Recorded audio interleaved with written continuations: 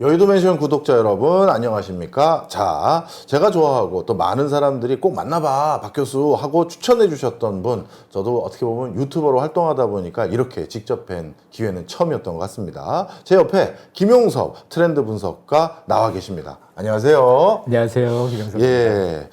우리 소장님이 내신 책, 제가 사회생활 처음 할 즈음부터 지금까지 14년 연달아 쭉 내고 계시고요. 저도 기업체 현장에 어디 뭐랄까요, 강연 가거나 그러면 지난주에 소장님 모셨다, 소장님 책 가지고 우리 스터디했다, 이런 얘기 참 많이 들었는데 올해도 역시 여전히 또 책을 내주셨습니다. 자, 이번에는요, 지난 시간에 이어서 좀 더 경제적인 얘기 여쭤보려고 합니다. 네. 앞으로 성장할 시장 꼽아본다면 뭘까요? 우리가 보통 나이를 점점 많이 먹어가잖아요. 예. 그러면 누군가를 케어해야 될 비즈니스가 계속 커져가겠죠. 케어 비즈니스가 커져가니까 누군가를 뭐 요양, 보호부도 많죠. 그런 역할들이. 그러면 산업 전체로 보면 굉장히 커져가는데 네. 그럼 그걸 직업으로 가질 거냐? 이건 또 아니에요. 그래요? 사람들에 따라서는 분명히 케어할 수 있는 사람은 점점 많이 필요할 거예요. 네. 그렇지만 사람을 케어하는 일이 힘든 일이고 그렇죠. 돈도 아주 많이 주는 일 사실 아니잖아요. 그건 그렇더라고요. 우리가 보통 유망 직업이라는 관점이 예. 두 가지가 있습니다. 예. 돈을 엄청 잘 버는 게 유망이냐, 예. 아니면 일자리가 많아지는 게 유망이냐. 아. 일자리가 많아지는 걸로 보자면 케어 쪽은 점점 많아질 수밖에 예. 없는 거고. 근데 사람들이 주목하는 비즈니스의 측면으로 봤을 때는 인간 증명 플랫폼과 연결된 비즈니스도 점점 커질 거고, 경험 자체도 마찬가지죠. 네. 우리의 경험을 어떻게 가치를 연결시켜서 비즈니스로 만들어낼 건가. 지금 우리나라에서 프로야구의 주인공이 누구냐면 네. 20대 여성입니다. 어. 예전에는 프로야구 직관 가게 되면 아저씨들이 퇴근하고 또 한 잔 먹고 이런 느낌이었어요. 팩소주 공간이. 딱 기억나잖아요. 지금은 20대 여성이 제일 많아요. 그 덕분에 2025년 프로야구 전체 관객 수가 한 1,200만 명 넘어가는 수치인데요. 작년이 1,000만쯤 됐습니다. 작년 1,000만에 입장권 티켓 값이 한 1,600억 정도를 벌었어요. 예. 근데 굿즈가 한 1,000억 좀 팔렸어요. 굿즈가요. 굿즈는 그럼 재작년은 그 반토막도 안 돼요. 갑자기 컸어요. 네. 올해 보니까 지금 1,200만 들면 아마 한 1,800억 이상은 나올 것 같은데 입장권이. 예. 굿즈는 2,000억 나올 수도 있어요. 그렇겠네요. 굿즈가 입장권을 넘어서는 처음이 되는 건데 이야. 이게 내가 뭔가를 좋아하게 되면 굿즈를 사고 내가 좋아한다는 티를 내는 거예요. 예. 지금 시대 사람들은 옛날과 달라서 좋아하면 혼자 끙끙 앓는 게 아니고 티를 돈을 내요. 엄청 써요. 그러면 좋아하는 영역, 뭐 스포츠도 그렇고 뭐 음악도 그렇고 굉장히 많죠. 어떤 분야건 간에 20대, 30대 여성이 좋아하게 만들면 비즈니스는 확 커질 수 있는 시대예요. 왜 그들은 벤츠 관심 없고 네. 뭐 명품백보다 예. 오히려 이런 경험과 내가 좋아하는 거에 팬덤에 훨씬 더 관심이 있으니까 네. 이런 데 주목하는 것도 필요합니다. 아, 그렇군요. 어찌 보면 지금 가장 급성장할 수 있는 분야를 찾는 그 키포인트를 20대 여성이 어디 관심 두느냐, 이렇게 살펴봐도 되겠는데요. 맞습니다. 아. 흥미로운 건 공연을 가도 20대 여성 제일 많고 네. 스포츠를 가도 그렇고 어딜 가도 우리나라에서 국제도서전, 서울국제도서전이 15만 명이 왔어요. 네. 3일간. 네. 왜 15만 명이냐? 총 티켓 수가 15만 장밖에 없었거든요. 그래서 15만, 예. 티켓 수가 20만 장, 20만 왔겠죠. 예. 놀라운 건 대부분 뭐 20대, 30대 여성들이 주로 다 왔고요. 네. 출판 관계자들, 옛날에는 출판 관계자의 잔치였는데 지금은 책 좋아하는 사람들의 잔치, 그리고 책만 좋아하는 사람이 아니고 아날로그의 경험치를 좋아하는 사람들이 많이 왔어요. 불교도 서울국제 불교박람회 20만 명 왔어요. 불교 신다가 온 게 아니고 불교 신다는 얼마 안 되고 한 60% 이상이 종교 없는 사람들. 그리고 여기도 한 80% 정도가 20, 30대. 이야. 이들은 왜 불교를 좋아했느냐? 불교는 다른 거와 달리 네. 포용성이 굉장히 강해요.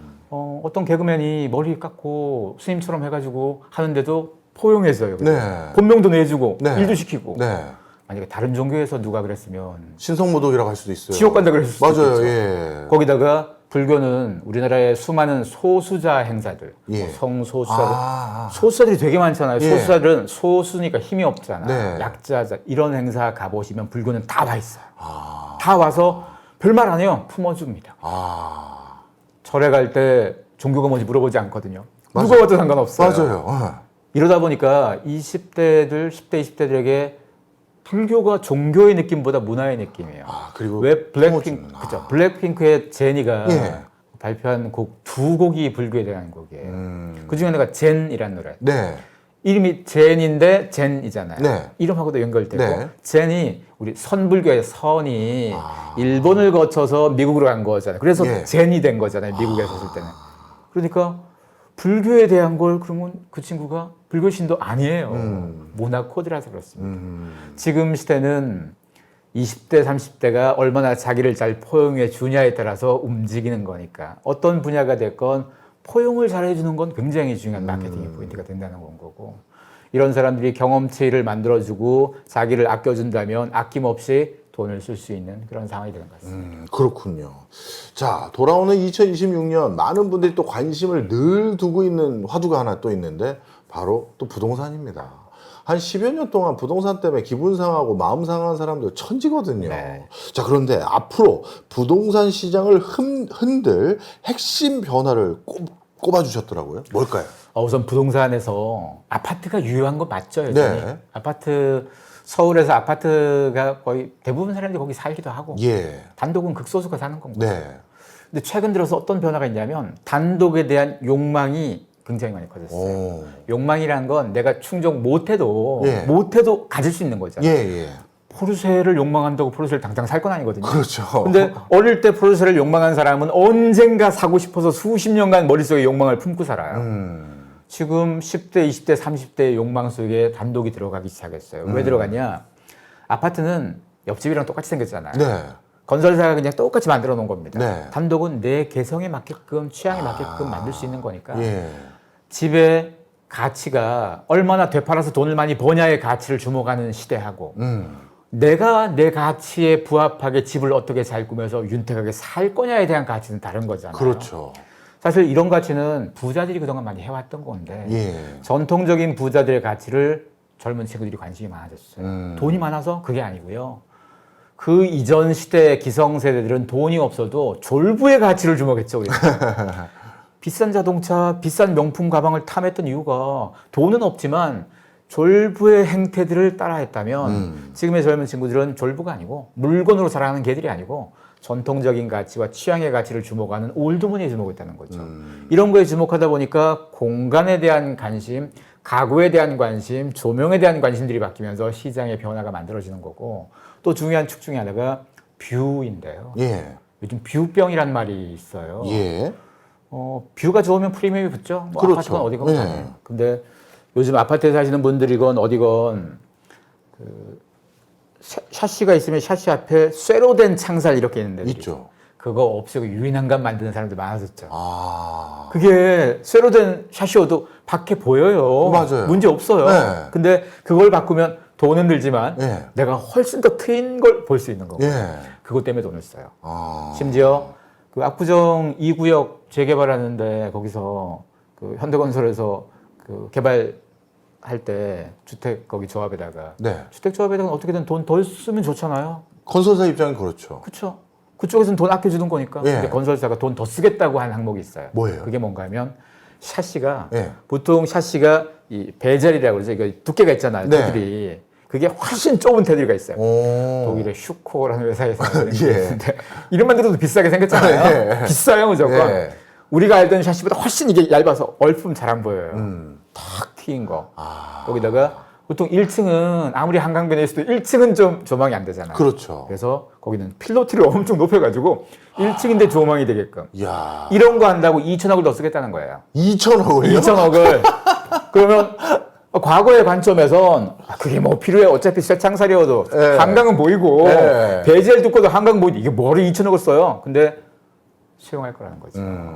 거기다가 지금 시대 사람들이 창호에 대한 관심이 굉장히 커지면서 창호 시장이 바뀌었고 거기다가 요즘은 새 아파트를 분양받아도 인테리어 하죠. 맞아요. 나이 든 사람들이 이게 이해 못하는 항목 중에 하나인데 레미안 뭐 자기 대기업 브랜드를 분양받았어요. 새 건데 그걸 다 뜯어내요. 뜯어내고 그럼 30평대면 얼마쯤 하냐? 보통 한 5천 정도 시작해. 아이고. 시작가가 5천이니까 네. 5천을 하게 되면 엄청 멋지지 아니에요. 시작이 그런 거예요. 좀 멋지려면 훨씬 더 들어가야 돼요. 네. 근데 예전 같았으면 이 멀쩡한데 뭘? 네. 근데 이거는 날 위해 해놓은 게 아니고 모든 사람들을 위해서 그냥 어중간하게 해준 거예요. 인테리어가. 근데 날 위해 하려면 좀 더 달라야 되겠죠. 돈을 쓸 사람이 그만큼 많아졌고 부자만 쓰는 게 아니고 중산층들이 여기 시장이 움직였어요 벌써. 그러면 여기서 끝나겠어요. 훨씬 더 많이 쓰는 사람도 생길 거고 그렇네요. 더 커질 거고 그러면 자연스럽게 돈 많이 써서 인테리어 해봤더니 그래도 아파트는 한계가 있어. 그러면 나는 좀 더 좋은 아예 단독을 구조부터가. 고민할 거고 그리고 단독은 대부분 서울에서 좋은 단독 아파트가 잘 없는 동네가 몇 개가 있죠. 예. 우선 성북동, 너무 비싸다. 평창동, 뭐 부암동도 그렇고 예. 대부분 다 산내 있죠. 예. 한남동도 네. 한남동이 한강과 남산에 따서 만든 게 한남동이에요. 네. 배산 임수의 절정 같은 동네죠. 한남동도 재벌가 회장님이 많은 동네 그쪽 구역으로 가면 네. 우리가 하는 아파트 단지 이런 게 있는 게 아니잖아요. 그렇죠. 비싸죠. 네. 근데 요즘 그런데 집을 사고 싶어 하는 사람들이 굉장히 늘었대요. 제가 부동산 전문가 만나서 물어봤더니 뭐 200억짜리 집 이런 거 네. 부탁하는 사람이 자꾸 생긴대요. 이야. 그건 저걸 사서 되팔 때 비싸게 팔 이게 아니에요. 내가 가지는 가치, 삶의 윤택함, 그리고 돈은 어느 정도 갖고 있다면 저런 데 살아야 돼. 이 욕망들이 커진 거예요. 그러면 그 욕망은 모든 사람들에게 적용은 안 되죠. 그렇죠, 그렇죠. 하지만 뇌리 속에 박혀서 욕망이 되어서 오래가요. 쉽게 해소되는 욕망은 아니군요. 욕망이 아니에요. 네. 우리가 다이소에 가보시면 욕망이 없어요. 다 해소가 되잖아요. 다 해소가 돼서 다이소구나. 그래서 해소가 안 되는 욕망을 얼마나 우리 머릿속에 집어주느냐가 길게 가는 비즈니스예요. 그런 측면에서 아파트는 이미 수십 년째 한국 사람들이 원래는 아파트에 살지 않았습니다. 맞습니다. 단독에서 살다가 단독은 흔하고 아파트는 희소했으니까 아파트의 욕망이 커졌죠. 그렇네. 지금은 아파트가 나고 아파트가 많고 흔해졌고. 단독은 적잖아요. 예. 욕망이 바뀌기 시작해서 사람들의 머릿속에 이렇게 들어오는 거죠. 예. 그렇다고 해서 저기 외곽으로 갈 수는 없어요. 맞아요. 남양주, 광주 이런 데 갈 수 없어요. 그래서 서울 도심에 있는 서울 도심 한복판과 굉장히 가까운 그런 쪽에 있는 그런 동네들에 대한 관심이 커진 건 거고 이 욕망은 단지 그 동네 안 살아도 우리가 집안을 어떻게 꾸밀 건지부터 집은 여기서 못 살지만 뷰를 위해서 가끔 여행 갈 때도 뷰 따지면서 가고 예. 카페를 갈 때도 뷰 좋은 데를 가고 그러면 여행업이건 뭐 카페업이건 뷰를 굉장히 중요시 고려된 설계가 꼭 필요하다는 거죠. 중요한 말씀 해주셨습니다. 진짜 어떻게 보면 부동산의 흐름도 꼭 계속 이대로 아파트 중심으로 갈까? 많은 사람들이 의구심을 갖고 있었는데 그런 작은 변화들이 꿈틀꿈틀 되고 있다라는 걸 소장님이 딱 지적을 해주셨네요. 자, 지금까지는 어떻게 보면 우리 소비자들 입장이라고 해야 될까요? 수요자들 입장에서 트렌드가 어떻게 돼가고 있습니까를 여쭤봤는데 이제 공급자 입장에서 한번 여쭤볼게요. 요즘 뭔가 좀 상품 기획해서 아니면 서비스 기획해서 판매하는 사람들이 너무 힘들대요. 그래서 제가 왜요? 했더니 가장 매시브한 가운데가 사라졌다는 거예요. 맞아요. 그래서 이제는 이 양극화 때문에 아주 박리담회로 가야 될지 아니면 프리미엄 오버 프리미엄으로 가야 될지 그 판단이 너무 어려워졌다고 하던데 이럴 때는 어떻게 기회를 잡아야 됩니까? 그렇죠. 지금 우리가 예전에 메스티지란 말을 썼어요. 네. 메스티지는 명품은 아니지만 그래도 명품 같은 느낌이 나는 한 10년 전에 엄청 메스티지 타령하다가 지금 메스티지는 거의 뭐 박살까지 났어요. 네. 더 놀라운 사실은 최고 하이엔드만 살아남고 네. 그 밑에 있는 명품 꽤 괜찮은 명품인데도 시장이 확 죽었어요. 명품업계에서 에르메스는 성장인데 뭐 LVMH도 그렇고 뭐 구찌도 그렇고 네. 다 많이 맞아요. 그러면 그냥 중간 정도가 아니고 제일 최상위 네. 그거 빼고 나머지는 못 쓴다는 얘기잖아요. 다이소 장사 되게 잘 되죠. 네. 근데 그 중간 다 사라졌죠. 그렇네요. 이게 소비만 그런 게 아니고요. 우리 자산도 그렇잖아요. 어. 양극화라는 말을 쓸 때 중산층이 사라진다는 표현을 쓰잖아요. 예. 중산층은 원래 상중하 이렇게만 끝나는 정도가 아니고 예. 중산층 비중이 제일 많잖아요. 60% 네. 정도가 중산층이잖아요. 근데 통계상으로는 그렇지만 대부분의 중산층은 본인이 중산이라고 생각하지 않아요. 맞아요. 우리나라에서 직장인이 연봉 1억이 되면 1억 커트라인이 한 6.7%쯤 되잖아요. 1억 해도 6.7%면 사실은 100명 중에 6, 7등 되게 잘하는 거잖아요. 그럼요. 근데 1억을 받아도 뭐 세금 떼고 이래저래 떼고 나면 쓸 돈 없다고 하죠. 또 700 미만이 되는 거잖아요. 지금 시대에 700 미만, 600얼마 아주 큰 돈은 아니잖아요. 예. 그러니까 1억 받는 사람도 나 아직 중산층이 아닌가 이러고 있어요. 그러니까 100명 중에 6등 하는데 아직 중산층이 아니다. 그러면 누가 중산층이라 그러냐? 한 1%에서 한 1.5%요 사람들은 자기가 상위층이라 그러고 아예. 한 2%에서 한 6, 7% 내가 중산층이다 그러는 거예요. 그러면 진짜 중산층들이 봤을 때는 미칠 노릇인 거죠. 내가 중산인데 아니 쟤들 한참 위에 있는데 우리 모든 마케팅도 그렇고 소비도 그렇고 이미 눈높이를 되게 높여놨어요. 높여놔서 돈은 별로 없지만 누구든 돈 되게 많은 사람들의 씀씀이와 안목을 가져버렸어요. 그러다 보니까 중간을 살 수가 없어요. 이 흐름들은 못 바꿀 겁니다. 그래서 뭘 하든 아주 비싸게, 그러니까 비싸다는 것이 가격만 비싼 게 아니죠. 비싼 데한테 이유가 있잖아요. 예. 그동안 못 겪어본 아주 유니크한 뭔가가 있거나 품질이 기가 막히게 막 좋거나 이런 쪽으로 가거나 아니면 정말 아주 실용적인 거. 그리고 셀렉티브 인텐션이라는 표현을 쓰는데 의도적으로 선택을 하는 사람들이 있는데 뭘 선택하냐면요. 다이소를 좋아하고 다이소를 간다고 얘는 모든 거 다 싼 거 사는구나 생각하면 안 돼요. 다이소를 가서 일상 소비재는 내가 되게 아낄게. 네. 여기서 아끼면 차익이 생기겠죠. 예. 이걸 가지고 내가 여행 갈 때 좀 비싼 거 가볼게. 여행을 가더라도 보통 일반적인 사람들이 여행 가서 5성급 호텔 가면 되게 좋은 거잖아요. 그렇죠. 근데 진짜 경험사치로 따져보면 5성급 호텔은 아주 비싼 데도 아니거든요. 5성급 뭐 몇십만짜리 많잖아요. 근데 그보다 동그라미가 더 붙는 데들이 또 있잖아요.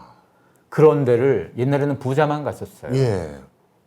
대표적으로 아만 리조트 같은 경우 네. 블랙핑크 제니가 뭐 갔다 오기도 하고 해외로 따지면 빌 게이츠도 그렇고 네. 우리가 알만한 유명한 세계적으로 유명한 부자들 중에서 아만 정키라고 아만 바들이 많거든요. 네. 아만 전 세계 한 35개쯤 있는데 다 가보겠다는 애들이 있어요. 돈 되게 많이 들 거잖아요. 예. 근데 놀랍게도 한국에서 20대, 30대들이 아만을 알기 시작했어요. 이야. 욕망은 알아야 시작돼요. 예, 모르면 욕망은 안 만들어져요. 한국에서 모르던 리조트가 갑자기 알게 됐어요. 포시즌밖에 모르던 사람들이 아만을 알기 시작하고 예. 명품 브랜드 중에서도 그동안 뭐 구찌 이런 거만 알던 사람들이 아주 특이한 거 막 알게 되고 이러면 당장은 못 사지만 욕망은 오래가고 우리 일상에서 그동안 흔히 봐왔던 것들이 흐름들이 바뀔 수 있는 거라서요. 참 많은 시사점이 담겨져 있네요.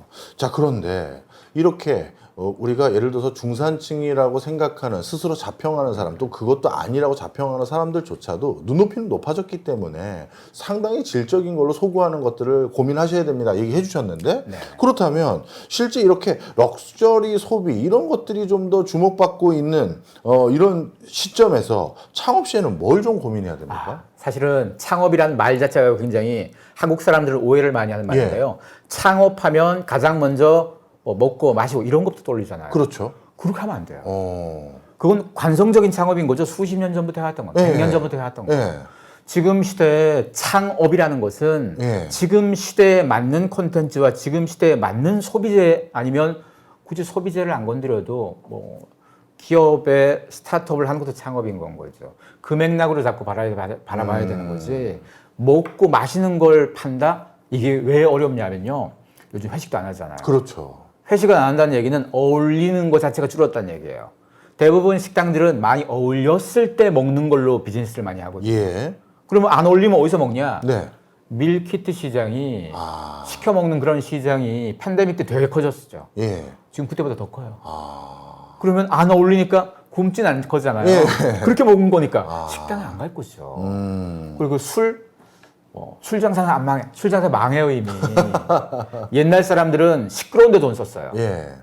우리 부모님 세대, 앞 세대 같은 경우는 요란한 데 가느라고 돈 썼어요. 부쩍부쩍대고. 지금은 세상이 워낙 시끄럽다 보니까 조용한 데 돈 쓰고 있어요. 혼밥, 혼술이 이제 기본값이 됐잖아요. 네. 그러다 보니까 식당이나 카페, 술집 중에서 침묵 카페, 침묵 술집 자꾸 나와요 이런 게. 아무도 말 안 해도 되는 공간 자꾸 만들어주니까 우리가 혼자 먹으러 갔다가 옆 사람이 떠들면 시끄럽잖아요. 예. 결국 이거는 지금 시대에 맞는 욕망을 부여한 건 거죠. 뭘 먹고 이게 주인공이 아니고 이 공간에서 침묵이 부여될 거냐 이게 주인공이 돼버린 건 거죠. 이렇게 먹고 마시고를 얼마나 맛있게 얼마나 재밌게 마실 거냐의 숙제가 아니고 지금 시대에 맞는 화두로 다시 재해석하는 게 좀 필요해서요. 우리나라가 그냥 일반 영세 자영업이 되게 많은 나라이기도 한데 관성적으로 그냥 취업 안 됐다고 회사에서 나왔다고 뭐 치킨집을 건드리고 이건 굉장히 위험한 일인 거잖아요. 그래서 사람들이 창업에 대한 개념의 변화가 좀 필요할 거라고 생각해요. 창업 럭셔리가 주목받는다고 개인이 창업해서 럭셔리 못 하잖아요. 그렇죠. 애초부터. 네. 그러면 개인이 할 수 있는 창업 영역에서 개인이 안 하면 되는 거죠. 개인이 뭉치면 여러 형태가 되는 거니까. 예. 우리가 보통 SNS가 과거에 있는 사람들도 훨씬 유리한 조건을 만들어준 게 뭔가 하면 잘 모르는 사람들이 뭉치게끔 도와주는 데는 SNS가 좋다 이거죠. 그게 없었다면 내가 관심 있는 분야에 누가 이걸 관심 가진지 내가 찾지도 못하고 그렇죠. 찾아도 말도 못 거는데 네. 내 친구들 주위에 있는 사람들밖에는 모르는데 네. 찾다 보니까 얘도 돈 잘렸네? 얘도 돈 잘렸네? 같이 한번 해볼까? 이렇게 시작하기가 훨씬 좋은 환경이 된 거죠. 네. 그리고 원래 창업은 40대가 제일 유리한 거 아시죠? 예. 미국에서도 투자 받을 때 스타트업을 해서 투자 받을 때 제일 투자 잘 받는 사람들이 경험 있는 사람들. 실무 경험. 회사에서 한 10년, 15년 좀 일한 사람들인데 뭔가 할 때. 네. 얘들이 기회를 많이 받죠. 오히려 대학 갓 졸업한 20대 얘들은 모르잖아요. 아직 모르는 게 되게 많잖아요. 그래서 40대 이상들이 창업을 바라볼 때도 식당 이 개념이 아니고 내가 그동안 해왔던 것을 어떻게 사업화 시켜낼 건가? 그리고 혼자 하기 고민이면 혼자 자기가 갖고 있는 머릿속에서 나올 수 있는 게 빤하니까 보통 창업할 때 치킨집을 할 건데 네. 여럿이 모이라는 거예요. 스터디를 하라는 겁니다. 네. 자기 돈, 남의 돈도 아니고 자기 돈인데 이거 날려먹으면 얼마나 큰 소리겠어요. 근데도 너무 쉽게 벌린다 이거죠, 우리가.